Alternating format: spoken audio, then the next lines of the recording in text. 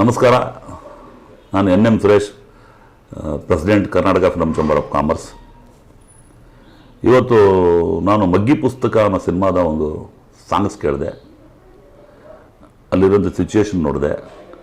But directed by direction, story, screen play Harivarasana ಅಂತ ಭಾಳ ಚೆನ್ನಾಗಿ ಅದ್ಭುತವಾಗಿ ಒಂದು ಫ್ಯಾಮಿಲಿ ಡ್ರಾಮಾ ಕಥೆನ ಮಾಡಿದೆ. ಅದರಲ್ಲಿ ನನಗೆ ಇನ್ನೊಂದು ವಿಶೇಷವಾಗಿದ್ದರೆ ಏನಂದರೆ, ರಮಾನಂದ್ ಅವರು ನಮ್ಮ ಆತ್ಮೀಯ ಸ್ನೇಹಿತರು, ಹಿರಿಯರು.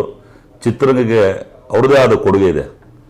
ಬಹುಶಃ ಚಿತ್ರರಂಗದ ಇತಿಹಾಸದಲ್ಲಿ 350 ಸಿನಿಮಾಗಳನ್ನು ಮಾಡಿ ಅವರದೇ ಆದ ಛಾಪನ್ನು ಮೂಡಿಸಿ ಚಿತ್ರರಂಗಕ್ಕೆ ಅವ್ರದ್ದೇ ಒಂದು ನಯ ನಡತೆ ವಿಜಯ ಸಂಸ್ಕಾರದಿಂದ ಎಲ್ಲರೂ ನಿರ್ಮಾಪಕರು ಹತ್ತಿರವಾದ ಒಂದು ನಟ. ಆಮೇಲೆ ಸಂಭಾವಿತ, ಇನ್ನೊಬ್ಬರದ ಬಗ್ಗೆ ಒಳ್ಳೆಯದನ್ನೇ ಯೋಚನೆ ಮಾಡೋಂಥ ದೊಡ್ಡ ವ್ಯಕ್ತಿಗೆ ಇಂಥ ಒಂದು ಸಿನಿಮಾದಲ್ಲಿ ನಾಯಕ ನಟನಾಗಿ ಅವ್ರಿಗೆ ಅವಕಾಶ ಕೊಟ್ಟೋದು, ಈ ವಯಸ್ಸಲ್ಲಿ ಕರೆದು ಅವ್ರ ಮೇಲೆ ಯತಿರಾಜ್ ನಾಯ್ಡು ಅನ್ನೋರು ನಿರ್ಮಾಪಕರು, ಅವ್ರ ಮೇಲೆ ಇರೋ ಒಂದು ನಂಬಿಕೆ, ಅವ್ರ ಮೇಲೆ ಕಲೆ ಬಗ್ಗೆ, ಅವ್ರ ಆ್ಯಕ್ಟಿಂಗ್ ಬಗ್ಗೆ ಒಂದು ದೃಢವಾದ ನಂಬಿಕೆ ಇರೋದ್ರಿಂದ ಹಾಕಿರ್ತಾರೆ. ಯಾಕಂದರೆ ಈ ನಾಟನ ಆಡಲಿ ಪರ್ಸನ್ ರಮಾನಂದ್. ಕತೆ ಕೂಡ ತುಂಬ ಚೆನ್ನಾಗಿದೆ. ಸ್ಟೋರಿ ನರೇಷನ್ ನೋಡ್ತಾ ಇದ್ದರೆ ನನಗೆಲ್ಲೋ ಒಂದು ಮೂಲೆಯಲ್ಲಿ ಇತ್ತೀಚಿನ ದಿನಗಳಲ್ಲಿ ಫ್ಯಾಮಿಲಿ ಡ್ರಾಮಾ ಸಿನಿಮಾಗಳು ಭಾಳ ಕಡಿಮೆ ಆಗಿದೆ.